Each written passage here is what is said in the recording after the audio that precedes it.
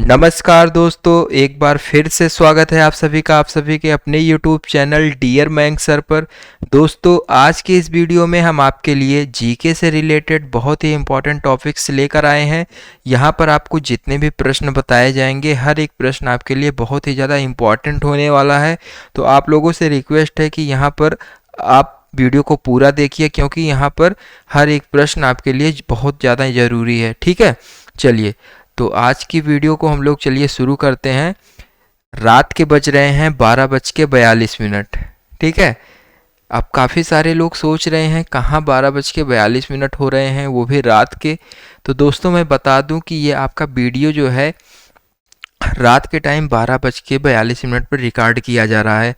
अब काफ़ी सारे लोग ये सोच रहे होंगे कि मैं क्यों रात के 12:42 पर वीडियो रिकॉर्ड कर रहा हूँ। तो उसका रीज़न ये है कि रात के टाइम इसलिए मैं रिकॉर्ड कर रहा हूँ क्योंकि मैं सुबह आपकी क्लास लेने में थोड़ा असमर्थ हूँ, क्योंकि उस समय मुझे थोड़ा सा समय नहीं मिल पाता है। इसीलिए आप लोगों का एग्ज़ाम जो है बहुत करीब आ गया है, तो मैं नहीं चाहता हूँ कि आप लोगों का एक भी क्लास मिस हो जाए। इसीलिए ये क्लास मैं रात के टाइम ही रिकॉर्ड कर लेता हूँ, जिससे कि आप लोगों को मैं सुबह के टाइम 9 बजे प्रोवाइड कर दूँ और आप लोगों की परीक्षा की तैयारी बरकरार रहे और ये इसकी गति जो है धीमी ना पड़ने पाए। तो आप लोग के लिए मैं रात के टाइम वीडियो बना रहा हूँ। तो आप लोगों से भी रिक्वेस्ट है कि आप लोग मुझे सपोर्ट कीजिए, ठीक है, जिससे मेरा भी मोटिवेशनल बढ़े और मैं वीडियो आप लोगों के लिए बनाता रहूं। आप लोग को यदि विश्वास नहीं हो रहा है तो आप लोग यहाँ पर देख सकते हैं। ठीक है दोस्तों, आपको मैं दिखा दूं, ये लैपटॉप में जो बन रहा है आपका वीडियो, आप लोग को समय जो है, आप मेरे एरो की तरफ देखिए, तीर की तरफ, यहाँ पर आपको टाइम शो हो रहा है। देखिए यहाँ पर 00:44, देखो 44 हो गया, 12:44, मतलब 00 का मतलब कितना हो गया, 12। तो सभी को पता है, ये देखिए यहाँ पर डेट भी शो हो रहा है, 2 जून सन 2021। ठीक है, वेडनेसडे। तो आप लोगों से रिक्वेस्ट है कि आप लोग हमसे हमारे चैनल को सब्सक्राइब करिए, जिससे कि मुझे और मोटिवेशनल मिले और भी प्रोत्साहन मिले आप लोगों के लिए, जो मैं वीडियो हमेशा लाता रहूं, जिससे कि चलिए तो आज की क्लास को शुरू करते हैं। बहुत ज़्यादा बातें हो गई, तो चलिए आज की क्लास को हम लोग स्टार्ट करते हैं।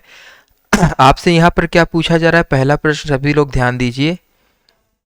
यहाँ पर आपसे पहला प्रश्न पूछा जा रहा है कि जर्म प्लाज्मा सिद्धांत किसने प्रतिपादित किया। सभी लोग बताएं, इसमें आपका कौन सा ऑप्शन सही हो जाएगा।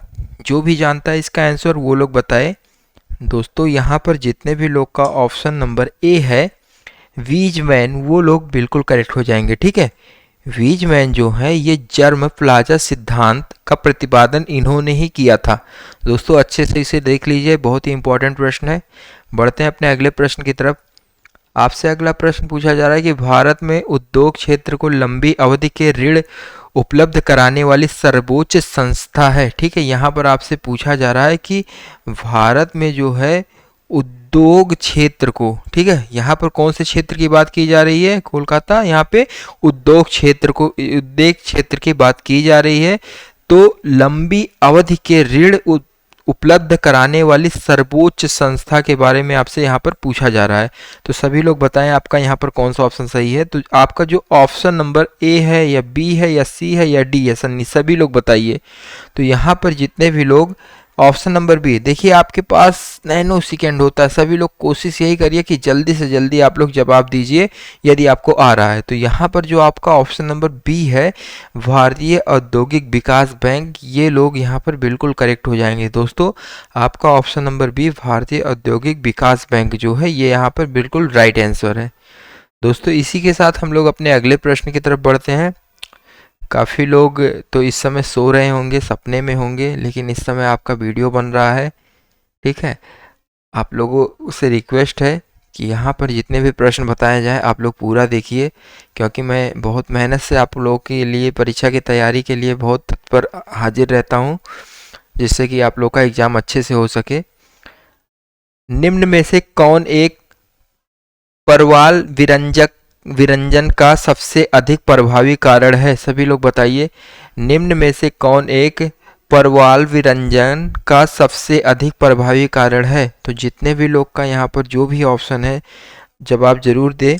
आपका इसमें कौन सा ऑप्शन सही हो जाएगा? तो मैं आपको बता दूं कि सागरीय जल के सामान्य तापमान में वृद्धि। ठीक है दोस्तों, ज़्यादा नहीं है इसमें कुछ। ऑप्शन नंबर सी आपका बिल्कुल करेक्ट हो जाएगा, सागरीय जल के सामान्य तापमान में वृद्धि। ठीक है, ऑप्शन नंबर सी जितने भी लोग का है वो लोग यहाँ पर बिल्कुल करेक्ट हो जाएंगे। दोस्तों इसी के साथ हम लोग अपने अगले प्रश्न की तरफ बढ़ते हैं।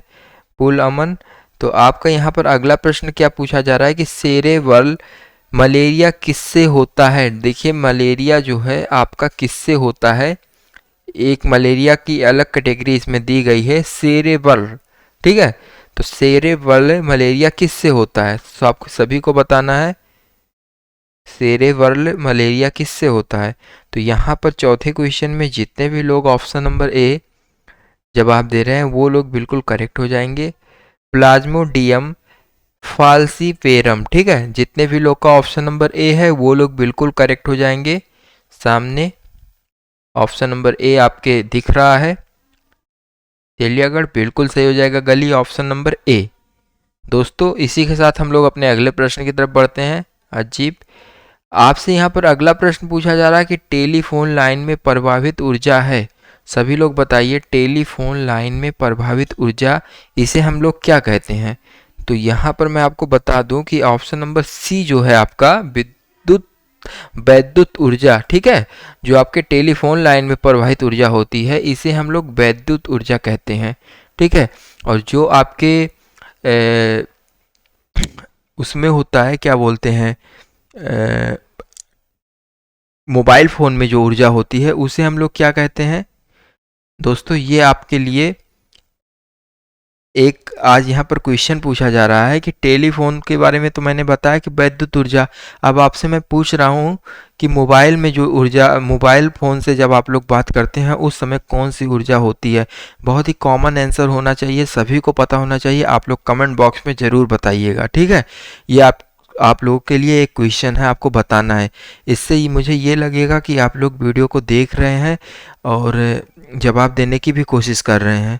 तो आप लोगों का ये सवाल है, कमेंट बॉक्स में ज़रूर बताइएगा कि जो हम लोग मोबाइल फ़ोन यूज करते हैं उसमें कौन सी ऊर्जा होती है। ठीक है, बात करते समय। चलिए आपसे यहाँ पर अगला प्रश्न पूछा जा रहा है कि सूची 1 का सूची 2 के साथ मिलान कर इनके संकेतों के अनुसार दिए गए विकल्पों में से सही उत्तर चुनिए।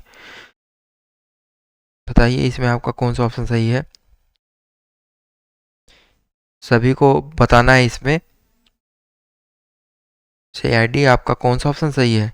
दया, देखिए सूची 1 का मिलान हमें करना है। कॉपर्निकस, मैं आपको बता दूं ऑप्शन नंबर इसमें कौन सा सही है। देखिए ABCD आपके पास एक बाएं साइड में दिए गए हैं और दाएं साइड में जो दिए गए हैं सूची 1 2 3 4, तो इसमें आपको बताना है कोटिमान कौन सा सही है। तो मैं आपको बता दूं छठवें क्वेश्चन में आपका जो कॉपर्निकस है ये आपका कौन सा ऑप्शन सही हो जाएगा? दोस्तों देखिए आपका जो ये कॉपर्निकस है ये आपका सही होगा, ऑप्शन नंबर तीसरे से जाके मिलान होगा इसका। ठीक है, सभी लोग अच्छे से देखिए, सूर्य केंद्रीय सिद्धांत। ठीक है, 55 बिल्कुल करेक्ट हो जाएगा। और केल्पर आपका ये जाकर मिलान होगा ऑप्शन नंबर 4 से। सभी लोग ध्यान से देखिए, ग्रहों की गति के नियम से संबंध रखता है। और गैलीलियो आपका किससे संबंध रखता है? जो आपका ये पहला वाला है बृहस्पति के चंद्रमा। ठीक है, बिल्कुल करेक्ट हो जाएगा यहाँ पर पहला वाला। और ऑप्शन नंबर डी आपका जो है, ठीक है, सेंस लगाइए, लास्ट वाला जो बचेगा वही तो जाएगा, निरंजन बिल्कुल करेक्ट हो जाएगा। ठीक है, गुरुत्वाकर्षण नियम। सभी लोग एक बार अच्छे से देख लीजिए इसे, बहुत ही अच्छा क्वेश्चन है। मैं इसको और थोड़ा सा छोटा कर दे रहा हूँ। ठीक है, इस हिसाब से आपका जो ऑप्शन है वो कौन सा सही हो जाएगा? सभी लोग बताइए। ये ऑप्शन नंबर डी आपका बिल्कुल करेक्ट हो जाएगा दोस्तों। ऑप्शन नंबर डी, यहाँ पर जितने भी लोग का जवाब है वो लोग यहाँ पर बिल्कुल करेक्ट हो जाएंगे। चलिए इसी के साथ हम लोग अपने अगले प्रश्न की तरफ बढ़ते हैं। आप लोग इसे अच्छे से देख लीजिए, आप लोग कॉपी और पेन भी साथ में रखिए जिससे नोट आप लोग अच्छे से इम्पोर्टेंट पॉइंट को नोटिस कर सकें। चलिए आपका यहाँ पर अगला प्रश्न देखिए, सभी लोग ध्यान से क्या पूछा जा रहा है। आपसे यहाँ पर अगला प्रश्न पूछा जा रहा है थोड़ा सा मिस हो गया था इसमें। आपसे यहाँ पर अगला प्रश्न पूछा जा रहा है कि उत्तरी बिहार का प्राचीन नाम था। सभी को क्लियर तो दिख रहा है ना? आपके मोबाइल में ये फट तो नहीं रहा है? चलिए बताइएगा, उत्तरी बिहार का प्राचीन नाम क्या था? देखिए यहाँ पर जितने भी लोग का ऑप्शन नंबर ए है, वज्जी, ठीक है। बिहार को प्राचीन काल में हम लोग किस नाम से जानते थे? वज्जी। वज्जी जितने भी लोग का ऑप्शन नंबर है वो लोग यहाँ पर बिल्कुल करेक्ट हो जाएंगे दोस्तों। आपका ऑप्शन नंबर ए वज्जी यहाँ पर बिल्कुल करेक्ट हो जाएगा। सभी लोग अच्छे से देख लीजिए। बढ़ते हैं अपने अगले प्रश्न की तरफ। दोस्तों आपका अगला प्रश्न यहाँ पर क्या पूछा जा रहा है, अच्छे से देखिए। मैं इसको मिटा देता हूँ। आप लोग के लिए हर एक प्रश्न इम्पॉर्टेंट है, आप लोग पूरा देखिए, वीडियो को लास्ट तक देखिए, और जो भी आपको समझ में आए, ना समझ में आए, जो भी आपको लगे कमेंट बॉक्स में ज़रूर बताएं, जिससे कि मैं आगे और भी सुधार कर सकूं यदि आपको कोई कमी लग रही हो।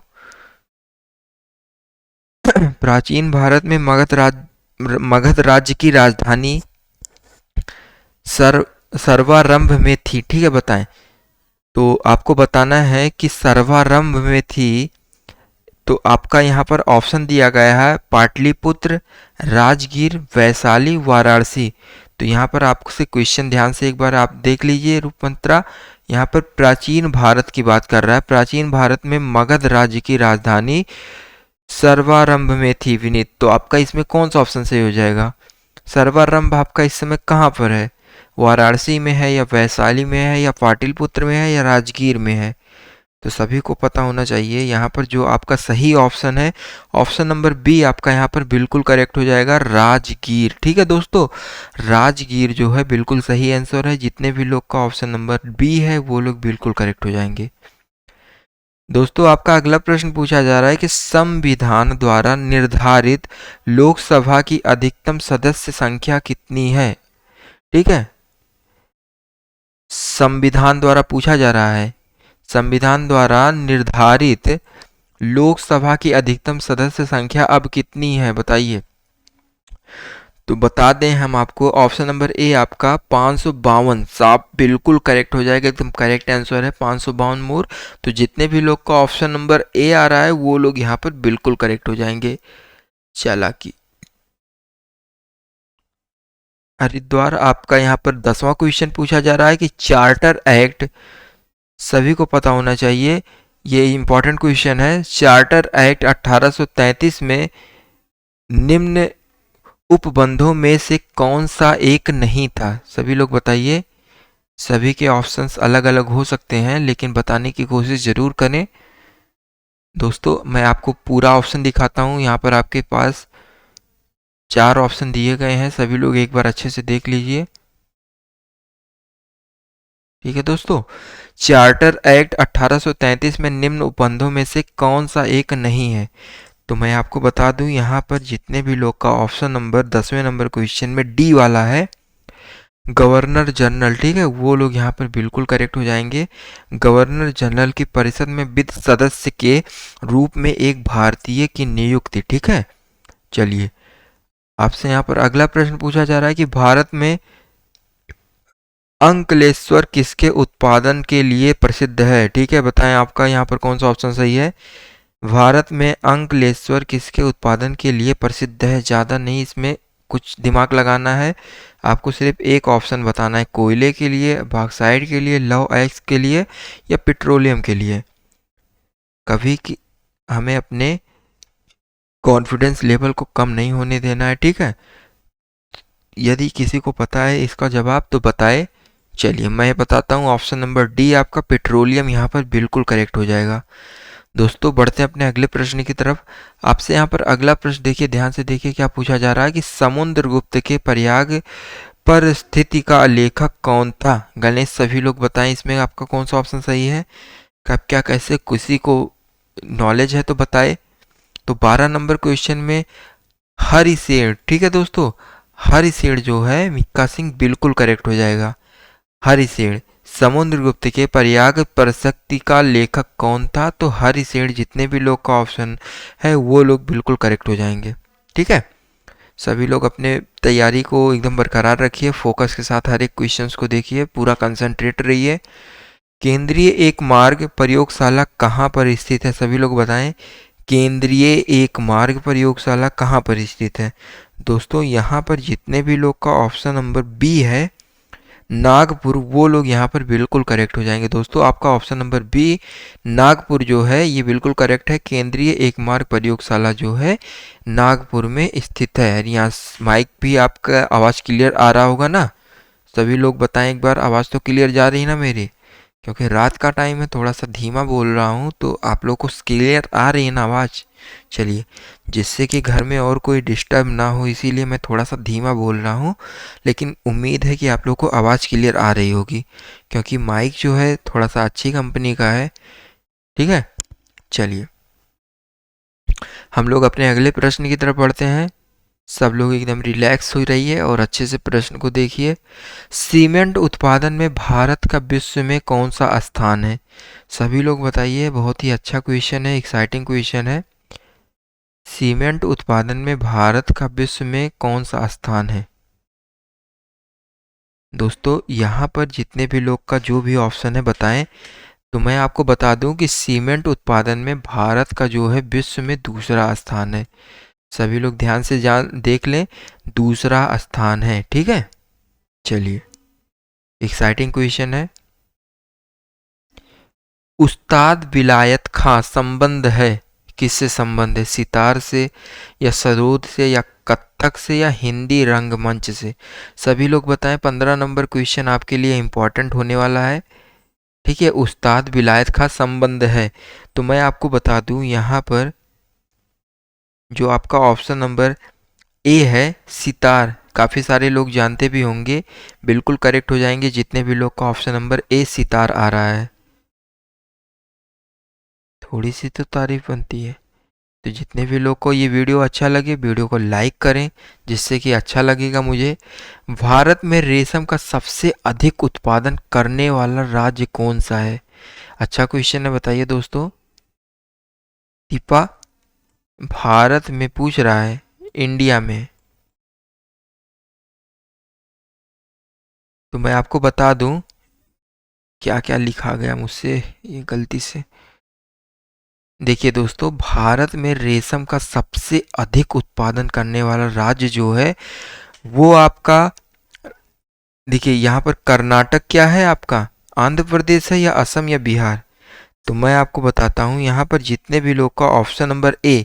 जी हाँ दोस्तों, मैंने ये क्वेश्चन एक बार और बताया था, इसीलिए उस पर थोड़ा सा विचार कर रहा था। कर्नाटक, ठीक है, कर्नाटक आपका बिल्कुल करेक्ट हो जाएगा। काफ़ी सारे लोग ये सोच रहे हैं कि रेशम का जो सबसे अधिक उत्पादन है ये कोलकाता में होता है, लेकिन यहाँ पर कोलकाता ऑप्शन ही नहीं दिया गया है, तो सभी लोग का ऑप्शन नंबर एक कर्नाटक बिल्कुल करेक्ट हो जाएगा। अगले प्रश्न की तरफ बढ़ते हैं। सभी को क्लियर तो आवाज आ रही है ना मेरी? चलिए सनी ब्रो, यहाँ पर आपसे पूछा जा रहा है कि किस बहमनी शासक को उसके क्रूरतापूर्ण कार्यों के लिए जालिम की उपाधि दी गई है? मूवी में भी ऐसे तरह के लोग आप लोग देखे होंगे, तो आपको बताना है कि किस बहमनी शासक को, बहमनी शासक की बात कर रहा है, उसके क्रूरतापूर्ण कार्यों के लिए जालिम की उपाधि दी गई है। तो मैं आपको बता दूं, जालिम की उपाधि जो जिसे दी गई है वो आपका ऑप्शन नंबर डी, ठीक है, जालिम की उपाधि ये हुमायूं को दी गई है। ठीक है दोस्तों, हुमायूं कौन था आप सभी को पता होना चाहिए। एक छोटा सा एक लाइन है, आप लोग चाहें तो इसे याद भी रख सकते हैं। बाबर का बेटा हुमायूं, हुमायूं का अकबर, तो मतलब हुमायूं जो है अकबर का पिता था, और हुमायूं को जो है जालिम की उपाधि दी गई है क्योंकि ये क्रूरतापूर्ण कार्यों के लिए विख्यात था। चलिए अपने अगले प्रश्न की तरफ बढ़ते हैं। आप लोग अपने कॉन्फिडेंस लेवल को एकदम बड़ा कर रखिए, बढ़ा कर रखिए, जिससे कि आप लोग को पूरी एनर्जी मिले अपने प्रश्नों के जवाब देने में। कॉन्फिडेंस के साथ आपका 18 नंबर क्वेश्चन ये रहा। हिंदी देवनागरी लिपि में लिखी जाती है, ठीक है, पंजाबी किस लिपि में लिखी जाती है? बताइए, हिंदी देवनागरी लिपि में लिखी जाती है, पंजाबी किस लिपि में लिखी जाती है? ठीक है, यहाँ पर आपको एक आंसर दिया जा रहा है और एक क्वेश्चन पूछा जा रहा है। ध्यान से देखिए, यहाँ पर आपसे पूछा जा रहा है जो हिंदी है ये आपकी देवनागरी लिपि में लिखी जाती है। ठीक है दोस्तों, और पूछा जा रहा है यदि हिंदी जो है देवनागरी लिपि में लिखी जाती है तो पंजाबी किस लिपि में लिखी जाती है? शहर पटाखा। तो सभी को बताना है इसमें कौन सा ऑप्शन सही है। तो मैं आपको बता दूं, यदि हिंदी देवनागरी लिपि में लिखी जाती है तो आपका जो पंजाबी है ये आपकी लिखी जाती है गुरमुखी। ठीक है, देखिए नाम से ही लग रहा है गुरमुखी, ये एक पंजाबी नाम हो सकता है। तो जितने भी लोग का यहाँ पर ऑप्शन नंबर सी है बिल्कुल करेक्ट हो जाएंगे दोस्तों। चलिए, आपसे अगला प्रश्न यहाँ पर पूछा जा रहा है कि गणित सार किसने लिखी? सभी लोग बताएं, गणित सार जो है ये किसने लिखी? संजय सर, आपका कौन सा ऑप्शन सही है? ए वाला या बी वाला या सी वाला या डी वाला? ब्रह्मगुप्त या सी वाला, आर्यभट्ट द्वितीय या भास्कर द्वितीय या श्रीधर? सभी लोग बताइए इसमें आपका कौन सा ऑप्शन सही है। तो मैं आपको बताता हूँ, ये आपका ऑप्शन नंबर ए जो है श्रीधर गणित सार इन्होंने ही लिखी है। ठीक है, एक बच्चे का कमेंट आया था कल, सोनू नाम का। ठीक है, तो उसने बोला कि सर आपकी जो क्लास है वो हमें काफ़ी पसंद है, तो मुझे लगता है कि आप लोगों को भी ये क्लास पसंद आ रही होगी। ठीक है, कोशिश यही है कि आप लोगों को अच्छे से हर एक प्रश्नों को बताया जाए। ठीक है, आप लोग हमें ऐसे ही सपोर्ट करें जिससे कि मुझे और कॉन्फिडेंस मिले। चलिए, 20 नंबर क्वेश्चन सभी लोग ध्यान से देखिए, क्योंकि आप लोग जब सपोर्ट करेंगे तभी मुझे और भी वीडियोज़ बनाने की इच्छा होगी। ठीक है, क्योंकि आप लोगों की तैयारी के लिए आप लोगों का साथ बहुत ज़्यादा ज़रूरी है, जिससे कि मुझे भी वीडियो बनाने में मन लगे। 20 नंबर क्वेश्चन, भारत में पहला रेडियो स्टेशन किस नगर में बना? बहुत ही अच्छा क्वेश्चन है दोस्तों। यहाँ पर जितने भी लोग का ऑप्शन नंबर ए है मुंबई, ठीक है, मुंबई बिल्कुल करेक्ट हो जाएगा। काफ़ी सारे लोग जानते हैं भारत में पहला रेडियो स्टेशन जो आपका मुंबई में बना, और मुंबई आपको पता है कि ये फिल्म सिटी के नाम से भी मशहूर है। ठीक है, चलिए, अंतरिक्ष यात्री द्वारा अंतरिक्ष में अपनी दिशा में परिवर्तन। ठीक है, बताइए ये कथन क्या कहना चाहता है, आप लोग बताइए अगर आपको पता है। विनीत को भी पता होना चाहिए, काफ़ी सारे बच्चे हैं। एक बच्चा कल जुड़ा था विनीत नाम से, उसका भी कमेंट काफ़ी आता है। तो यदि आप जुड़े हैं विनीत जी तो आप भी बताने की कोशिश कीजिए। अंतरिक्ष यात्री द्वारा अंतरिक्ष में अपनी दिशा में परिवर्तन, ठीक है, इसका रीजन क्या हो सकता है? अंतरिक्ष यात्री द्वारा अंतरिक्ष में अपनी दिशा में परिवर्तन ये कैसे होता है, ये क्यों होता है, इसका रीजन क्या है? अपने हाथ पैरों को विपरीत दिशा में चलाकर कर सकता है, या अपने हाथ पैरों को एक ही दिशा में चलाकर कर सकता है, या हाथ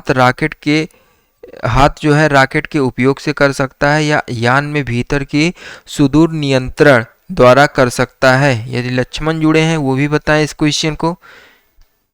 ठीक है दोस्तों, आपका इसमें कौन सा ऑप्शन सही है? देखिए आपका जो ऑप्शन नंबर यहाँ पर सी वाला है बिल्कुल करेक्ट हो जाएगा। हाथ जो है रॉकेट के उपयोग से कर सकता है अंतरिक्ष यात्री द्वारा अंतरिक्ष में अपनी दिशा में परिवर्तन। ठीक है, देखिए जब अंतरिक्ष में आपका यान जाता है तो यहाँ पृथ्वी के अकॉर्डिंग वहाँ गुरुत्वाकर्षण बल होता नहीं है, तो वहाँ पर कैसे ये परिवर्तित किया जाता है? हाथ को रॉकेट के उपयोग से कर सकता है। ठीक है, आपसे यहाँ पर अगला प्रश्न पूछा जा रहा है कि अर्थशास्त्र का लेखक समकालीन था, बताइए किसके समकालीन था? यहाँ पर आपके पास 4 ऑप्शन दिए गए हैं, अशोक का, चंद्रगुप्त मौर्य का, चंद्रगुप्त विक्रमादित्य का, या समुद्रगुप्त का। ठीक है दोस्तों, बताइए। काफ़ी सारे बच्चों के मुझे नाम याद आ रहे हैं जिनके कमेंट आते हैं जो बताते हैं, जैसे महेश नाम का एक बच्चा है, यदि जुड़ा है तो वो भी बताए। ठीक है, और जिस दिन मैं लाइव लेना स्टार्ट करूँगा उस दिन आप लोगों को भरपूर अच्छे से बताने की कोशिश करूँगा, सभी का नाम लेने का उसमें चांस रहेगा। ठीक है, जितने भी लोग जुड़ेंगे। बताइए, अर्थशास्त्र का लेखक समकालीन था, किसके समकालीन था? बिल्कुल अच्छा क्वेश्चन है अजीब, बिल्कुल नहीं है। तो 22 नंबर क्वेश्चन जितने भी लोग का ऑप्शन नंबर बी है बिल्कुल करेक्ट हो जाएंगे, चंद्रगुप्त मौर्य का। ठीक है, अर्थशास्त्र का लेखक किसके समकालीन था? चंद्रगुप्त मौर्य के। देखिए सुबह के टाइम सभी के पास थोड़ा कम समय होता है, क्योंकि हर किसी को अपने काम की जल्दी होती है, लेकिन एग्जाम आने वाला है तो आपको पढ़ाई करना भी ज़रूरी है।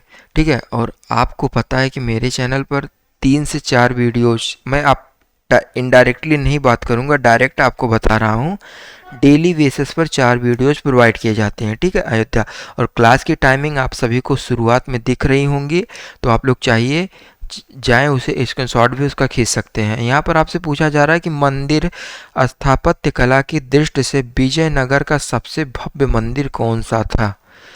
बताइए कौन सा है, अभी भी है, चला थोड़ी ना गया है। देखिए दोस्तों, आपका जो इसमें सही ऑप्शन है, ऑप्शन नंबर ए जो है, ये क्या सही हो सकता है?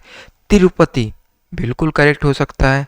देखिए मैं आपको थोड़ा सा कंफ्यूज कर रहा हूँ, लेकिन आपको सही ऑप्शन बताना है। आप लोग थोड़ा सा कोशिश तो कीजिए।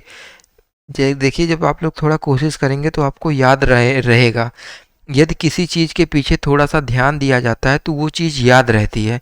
यदि आपको तुरंत मैं बता दूँ इसका आंसर ये है, तो आप लोग के तुरंत तुरंत में जल्दी जल्दी में तो समझ में आएगा कि हाँ ये सही है, लेकिन तुरंत जल्दी से माइंड में चला भी जाता है। ठीक है, हरिद्वार।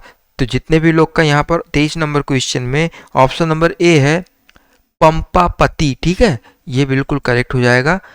पंपापति जो है मंदिर स्थापत्य कला की दृष्टि से विजयनगर का सबसे भव्य मंदिर माना जाता है। ठीक है, चलिए, काफ़ी सारे लोग कह रहे थे कि ये राजस्थान में है, मेहंदीपुर बालाजी में है, पता नहीं कहाँ कहाँ से सुन लेते हैं। आप लोग निगेटिविटी मत फैलाइए, जो भी आपको सही लगी वो जवाब दीजिए। यहाँ 2 कथन दिए गए हैं, बताना है, जिनमें एक को कथन ए तथा दूसरे को कारण आर से इंगित किया गया है। ठीक है, देखिए हमें बताना है, जैसे देखिए यहाँ पर एक कथन दिया गया है और कारण दिया गया है, तो आप लोग देख सकते हैं, आपके मोबाइल स्क्रीन पर दिख रहा होगा, या तो जो लोग लैपटॉप में देख रहे हैं उनके लैपटॉप स्क्रीन में दिख रहा होगा। कथन दिया गया है अंतरिक्ष यान निर्वात में भी अपनी दिशा बदल सकता है, ये कथन सही है। और कारण दिया गया है न्यूटन का गति नियम निर्वात में लागू होता है। ठीक है, बताइए निर्वात का रीजन इसमें क्या हो सकता है? तो उपरोक्त कथनों के अनुसार विकल्पों में से कौन सा सही है? तो आपको बताना है। आपके पास देखिए 4 ऑप्शन दिए गए हैं, आपको मैं थोड़ा सा इसको छोटा करके दिखा दे रहा हूँ, जिससे कि आप लोग इसे क्लियर देख सकें। आप लोग को मेरी आवाज़ तो क्लियर जा रही है ना दोस्तों? देखिए अब आप लोग पूरा क्वेश्चन एक साथ देख सकते हैं। उम्मीद करता हूँ कि आप लोग अच्छे से देख रहे होंगे। दोस्तों आप लोग को समझ में आ रहा है ना ये क्वेश्चन? आपको कथन दिया गया है, कारण दिया गया है। सपने में मत रहिए, क्वेश्चन की तरफ ध्यान दीजिए सभी लोग।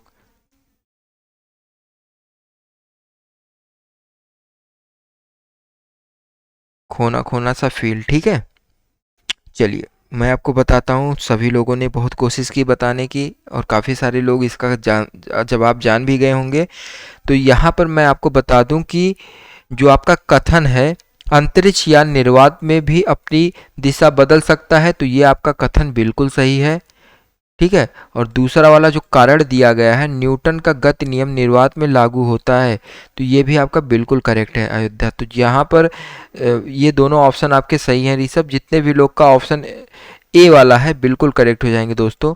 ठीक है, और इसी के साथ मैं आपको बताना चाहूँगा, जब कथन और कारण इस तरीके के क्वेश्चन आपसे पूछे जाए तो यहाँ पर 99% उम्मीद है कि कथन और कारण दोनों सही दिए रहते हैं, क्योंकि जो किताब में जो ज्ञान आपको प्रसारित किया जाता है उन सब का पूरा लक्ष्य होता है कि कथन और कारण इन सब के माध्यम से लोगों को गलत जानकारी ना दी जाए। तो कोशिश यही रहती है उन लोगों की भी कि इस तरीके के क्वेश्चंस में कथन और कारण जो है ज़्यादातर आपके सही माने जाते हैं। ठीक है लेकिन आपसे यहाँ पर ऑप्शन ए इसलिए सही है क्योंकि ए और बी दोनों सत्य हैं, तथा आर द्वारा ए का स्पष्टीकरण भी हो रहा है। ठीक है, ए का स्पष्टीकरण जो है मतलब इसका जो आर है इसके द्वारा आपका ए का स्पष्टीकरण मतलब पूरी तरीके से समझाया जा रहा है।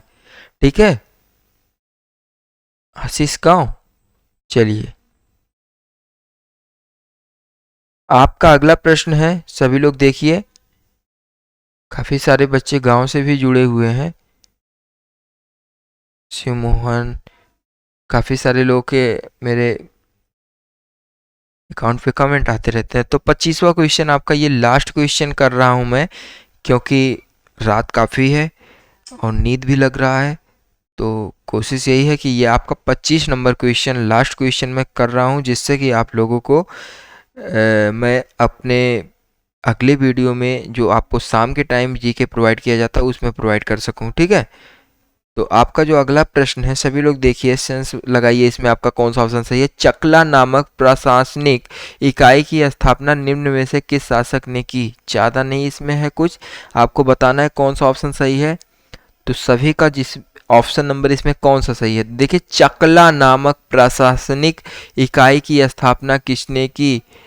की स्थापना निम्न में से किस शासक ने की, वही मतलब मेरा है। तो यहाँ पर मैं आपको बता दूं, जो आपका ऑप्शन नंबर डी है शाहजहां, ठीक है, बिल्कुल करेक्ट हो जाएंगे दोस्तों। शाहजहां ने चकला नामक प्रशासनिक इकाई की स्थापना की थी। ठीक है दोस्तों, आपका जो है ऑप्शन नंबर डी यहाँ पर बिल्कुल सही है। तो जितने भी लोग का ऑप्शन नंबर डी है वो लोग का बिल्कुल करेक्ट हो जाएगा, और जो लोग नहीं जानते हैं उन लोगों का वो लोग भी जान लें, ऑप्शन नंबर डी आपका बिल्कुल सही है। ठीक है, और उम्मीद करता हूँ कि आप लोगों को ये वीडियो समझ में आया होगा। बहुत ही कूल तरीके से, बहुत ही अच्छे से मैंने पढ़ाने की कोशिश की है, कमज़ोर से कमज़ोर बच्चे को ये समझ में आ जाए।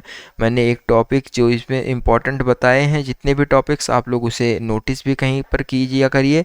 चलिए, तो इसी के साथ सोनू ये वीडियो यहीं पर समाप्त होती है। जितने भी लोग इस चैनल पर नए हैं उनसे रिक्वेस्ट है कि चैनल को सब्सक्राइब करें।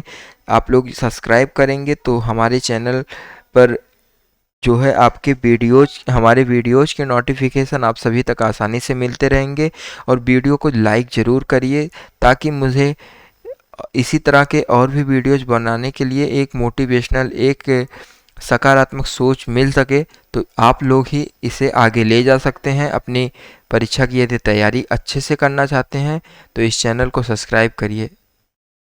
तो चलिए मिलते हैं अभी आपसे दोपहर की क्लास 1 बजे में, जहाँ पर आपको इतिहास भूगोल से रिलेटेड इंपॉर्टेंट प्रश्न बताए जाते हैं। अयोध्या ड्रीम बिल्कुल करेक्ट। ठीक है, चलिए गुड नाइट। सॉरी दोस्तों, मेरे लिए गुड नाइट है, आप लोगों के लिए गुड मॉर्निंग, क्योंकि आप लोग ये वीडियो 9 बजे सुबह के टाइम देख रहे हैं, प्रोवाइड किया गया है। तो जितने भी लोग नए हैं वो लोग जुड़े, आप लोगों से मैं एक बार फिर कह रहा हूँ, बाकी आप लोगों की मर्जी। धन्यवाद।